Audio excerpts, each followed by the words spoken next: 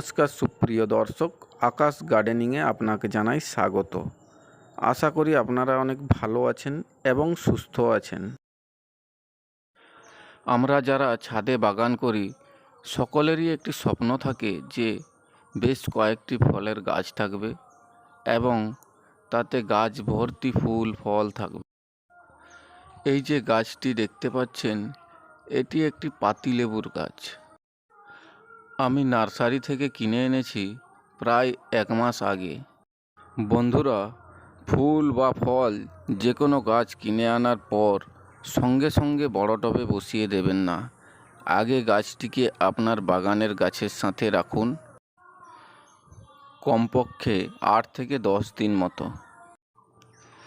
গাছটি আপনার বাগানের পরিবেশের সাথে নিজেকে মানিয়ে নেওয়ার পরে যখন নতুন পাতা ছাড়া শুরু করবে, তখন গাছটি যে গ্রো ব্যাগে লাগানো থাকবে তার থেকে একটু বড় টবে প্রতিস্থাপন করতে হবে। এবং গাছ প্রতিস্থাপন করার ক্ষেত্রে সবথেকে গুরুত্বপূর্ণ বিষয় হচ্ছে মাটি তৈরি। মাটি যদি ঠিকঠাক না তৈরি হয় তাহলে গাছের ফুল ফলও আসবে না এবং ঠিকঠাকভাবে বৃদ্ধিও হবে না। আর মাটি যদি ঠিকঠাক না হয় গাছটি দুর্বল হয়ে ঝিমিয়ে পড়বে এবং গাছটি অবশেষে মারাও যেতে পারে। লেবু গাছ খুব রোদ পছন্দ করে এবং জল পছন্দ করে কম। তাই আমাদের এমন একটি মাটি তৈরি করতে হবে যেন গাছের গোড়ায় অতিরিক্ত জল না জমা হয়ে থাকে। আমি যে কোনো গাছ লাগানোর জন্য অনেক আগে থেকেই মাটি তৈরি করে রাখি। এই মাটি আমি কিভাবে তৈরি করেছি যদি আপনারা জানতে চান তাহলে আমার চ্যানেলে গিয়ে এখনই এই ভিডিওটি দেখে আসুন। সব ধরনের গাছের জন্য আদর্শ মাটি তৈরির পদ্ধতি। এই পদ্ধতি অনুসরণ করে মাটি তৈরি করলে আর একটি গাছও আপনার দুর্বল হয়ে মারা যাবে না এবং সময় মতো ফুল ফল সবই পাবেন। বন্ধুরা, মাটি তৈরি তো হলো, এবার আমাদেরকে সঠিক টব নির্বাচন করতে হবে। টব নির্বাচন করার ক্ষেত্রে যারা নতুন বাগানি আছেন সব সময় মাটির টব ব্যবহার করার চেষ্টা করবেন। প্লাস্টিকের টবে গাছ লাগালে আপনাকে জলটি ঠিকঠাক দেখে দিতে হবে, আর না হলে গাছটি শিকড় পচে মারাও যেতে পারে। প্রথম গাছ বসানোর সময় আমাদের মাথায় যে ভুল সিদ্ধান্তটি সবার প্রথমে আসে সেটি হলো আমরা ভাবি যে বড় টবে বেশি করে সার মাটি দিয়ে গাছটি বসিয়ে দেব, আমার খুব তাড়াতাড়ি ফুল ফল আসবে এবং গাছটি খুব দ্রুত বড় হয়ে যায়। কিন্তু বন্ধুরা, সেটা তো আর হয় না। তার রেজাল্ট আমরা খুব তাড়াতাড়ি পেয়ে যাই। আমরা যেটা ভাবি তার ঠিক উল্টোটাই হয়।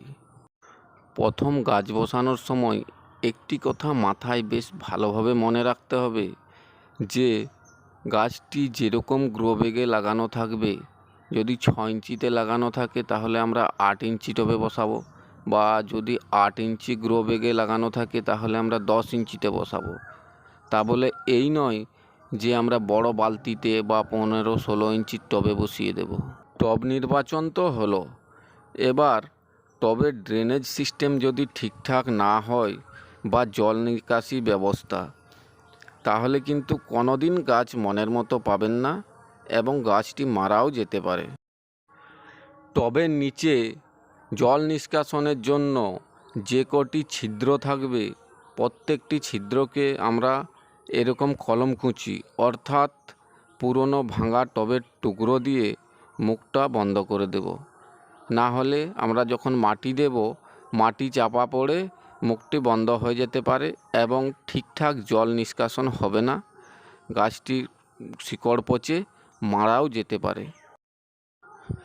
এবং ড্রেনেজ সিস্টেমকে আরও সুন্দর করার জন্য আমরা এখানে কিছু পরিমাণ ইট বা পাথরের টুকরো ব্যবহার করব। আপনাদের কাছে যদি এরকম পাথরের টুকরো না থাকে আপনারা মোটা বালিও ব্যবহার করতে পারেন। বেশ খুব সুন্দর একটি ড্রেনেজ সিস্টেম তৈরি হয়ে গেল। এবার আমরা এর উপরে অল্প অল্প করে মাটি দিয়ে দেব।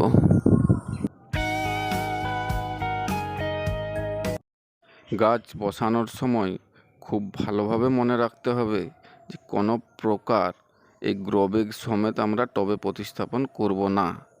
না হলে কিন্তু যত ভালোভাবেই সার মাটি বানান, গাছের কিন্তু কোনো প্রকার বৃদ্ধি হবে না, কারণ শিকড়গুলো পুরো গ্রো ব্যাগের মধ্যেই থাকবে, বাইরে ছড়াতে পারবে না।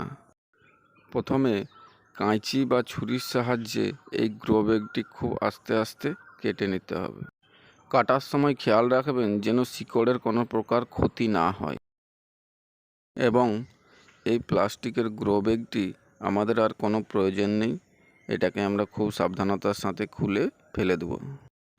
এবং ফল গাছের ক্ষেত্রে গাছের গোড়ার পুরো মাটিটি আলাদা করা যাবে না, ওপর থেকে অল্প অল্প কুঁচিয়ে আমরা মাটিটি কিছুটা সরিয়ে নিতে পারি। কিন্তু ফুল গাছের ক্ষেত্রে একটু অন্যরকম। আমরা কিভাবে শিকড়ের ক্ষতি না করে ফুল গাছের গোড়ার 80% মাটি আমরা সরিয়ে দিতে পারি, এই পদ্ধতি আমি নেক্সট ভিডিওতে দিয়ে দেব। এবং আপনারা যদি নেক্সট ভিডিও দেখতে চান তাহলে আমার চ্যানেলটি সাবস্ক্রাইব করে আমার ফ্যামিলি মেম্বার হয়ে পাশে থাকুন। ওপর থেকে কিছুটা পরিমাণ মাটি আমরা সরিয়ে নেব।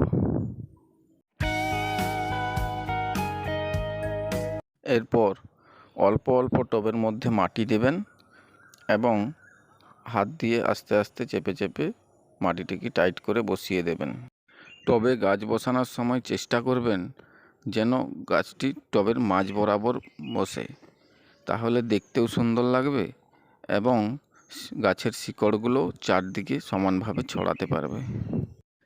গাছ বসানো হয়ে গেলে মাটি দেওয়ার সময় পুরো কাণ্ড চাপা দিয়ে মাটি দেবেন না, ঠিক ততটুকুই মাটি দেবেন যতটুকু মাটি আগে থেকে ছিল, এবং সাইডে অল্প অল্প মাটি দিয়ে আস্তে আস্তে আস্তে আস্তে হাতে চেপে বসিয়ে দিতে হবে।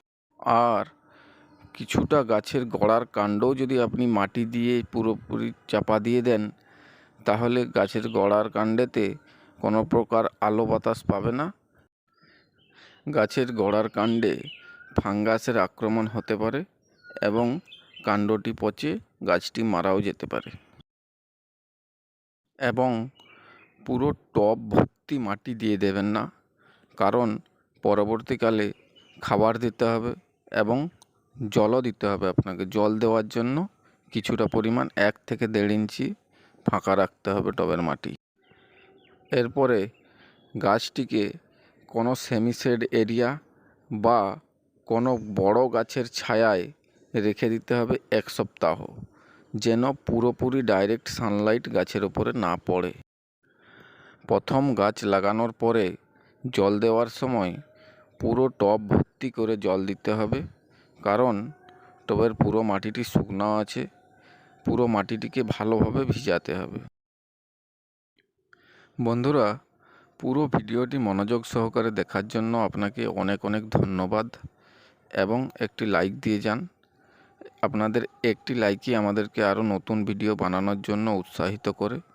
আর যদি ভিডিওটি ভালো লেগে থাকে তাহলে আমার চ্যানেলটি সাবস্ক্রাইব করে দিন এবং ভিডিওটি শেয়ার করে দিন। অল নোটিফিকেশান বেলটি অন করে দেবেন নোটিফিকেশানটি সবার প্রথমে পাওয়ার জন্য। ধন্যবাদ।